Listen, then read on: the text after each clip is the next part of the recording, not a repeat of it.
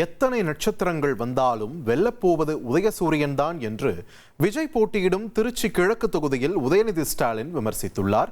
அந்த காட்சிகளை பார்க்கலாம். நாங்க இந்த 5 வருஷத்துல இவ்வளவு செஞ்சிருக்கிறோம், இந்த தொகுதிக்கு இவ்வளவு சாதனைகள் செஞ்சிருக்கிறோம், திட்டங்களை கொடுத்திருக்கிறோம், உதயசூரியன் சின்னத்துக்கு மீண்டும் ஆக்குறீங்க அப்படின்னு பிரச்சாரத்துல ஈடுபட்டு இருக்கிறேன். நம்முடைய தலைவர் அவர்களும் உங்களுக்கு தெரியும், டெய்லி தொலைக்காட்சியில பாக்குறீங்க, ஒவ்வொரு மாவட்டமா போய் மக்களை சந்திச்சுட்டு இருக்கிறாரு.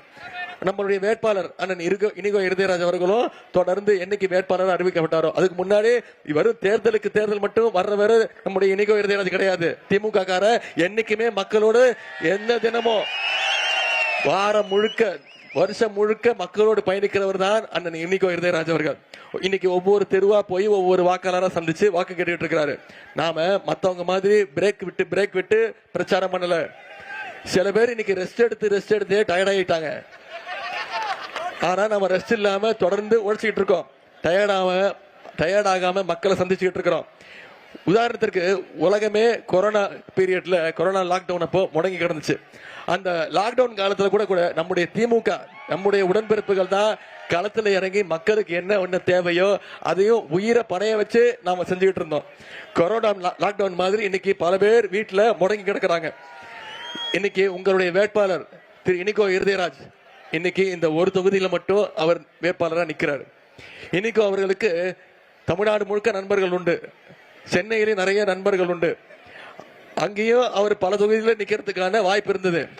ஆனா அங்க ஒரு காலு இங்க ஒரு காலுன்னு குறுக்கா மறுக்கா நிக்கல. 2 காலையும் ஸ்ட்ராங்கா இந்த தொகுதியில திருச்சி கிழக்குல தான் நான் நிற்பேன், திருச்சி கிழக்குல தான் நான் ஜெயிச்சு காட்டுவேன்னு இங்க ஸ்ட்ராங்கா நிக்கிறாரு உங்களுடைய வேட்பாளர் இனிகோ இருதயராஜ் அவர்கள். ஏன்னா அவருக்கு தெரியும், ஒரு இடத்துல நின்னாலும் நீங்க நிச்சயம் வெற்றியை தேடி தருவீங்கன்னு அந்த தைரியத்துல உங்க மேல இருக்கக்கூடிய நம்பிக்கையில நிக்கிறாரு. இத சொன்னா என்ன தெரியுமா சொல்லுவாங்க, உதயநிதி மட்டும் 2 தொகுதியில நிக்கிறாரு, சேப்பாக்கம் திருவல்லிக்கேணி 2 தொகுதியில நிக்கிறாருன்னு சில அறிவாளிகள் பேசுறாங்க. இது கூட தெரியாத ஒரு தற்கொலை கூட்டத்துக்கிட்ட போய் நான் என்னத்தை பேசுறது?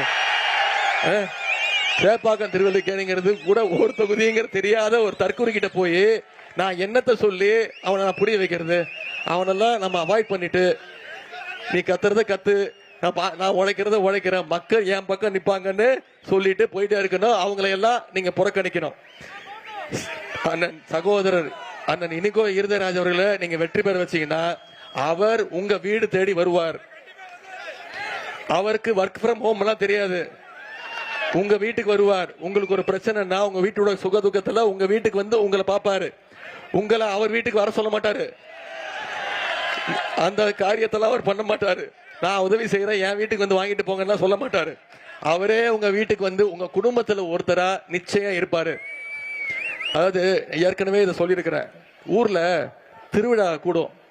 அப்ப அந்த ஊர்ல இருக்கக்கூடிய எல்லா மக்களும் சேர்ந்து அந்த திருவிழாவை ஏற்பாடு பண்ணி நல்லா கொண்டாடுவாங்க.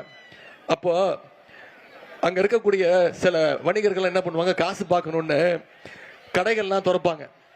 கூடவே தாஜ்மஹால், ஈஃபில் டவர் மாதிரி செட் எல்லாம் போடுவாங்க. அங்க இருக்கக்கூடிய மக்கள்லாம் என்ன பண்ணுவாங்கன்னா, நம்ம ஊருக்கு தாஜ்மஹால் வந்துருச்சுப்பா, வாப்பா போய் போட்டோ எடுத்துக்கலாம்னு சொல்லி போய் முண்டி அடிச்சு போய் போட்டோ எல்லாம் எடுத்துப்பாங்க. கூட்டம் எல்லாம் வரும் அதை பாக்குறதுக்கு. ஆனா திருவிழா முடிஞ்சோடனே அது வெறும் அட்டை, அதை கழட்டி எடுத்துட்டு போயிடுவாங்க. நான் அட்டைன்னு 4 மாசத்துக்கு முன்னாடி சொன்னேன், இன்னைக்கு அது அட்டை தான் அப்படின்னு களத்துல நிரூபணம் ஆகிட்டு இருக்கு. அதை மறந்துடாதீங்க. அதெல்லாம் அட்டை, வெறும் காத்தடிச்சா பறந்து போயிடும். எனவே நம்முடைய வேட்பாளர் அண்ணன் இருதயராஜ் அவர்களை மிகப்பெரிய வாக்கு வித்தியாசத்தில் நீங்க ஜெயிக்க வச்சு இந்த திருச்சி கிழக்கு ஒன்றும் அந்த அளவுக்கு சாதாரண முட்டாள் தொகுதி கிடையாது. இது ஒரு அறிவார்ந்த தொகுதிங்கிறத நீங்க நிரூபிச்சு காட்ட வேண்டும்.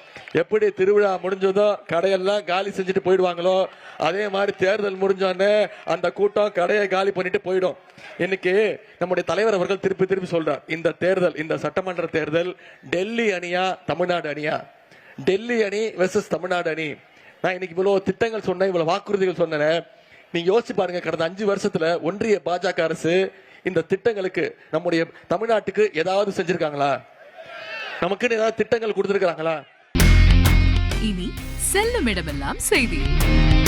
தந்தை டிவியின் வாட்ஸ்அப் சேனலை ஃபாலோ பண்ணினா செல்ல இருக்கும் இடமெல்லாம் செய்தி. இதோ QR கோட், இப்பவே ஸ்கேன் பண்ணுங்க, ஃபாலோ பண்ணுங்க.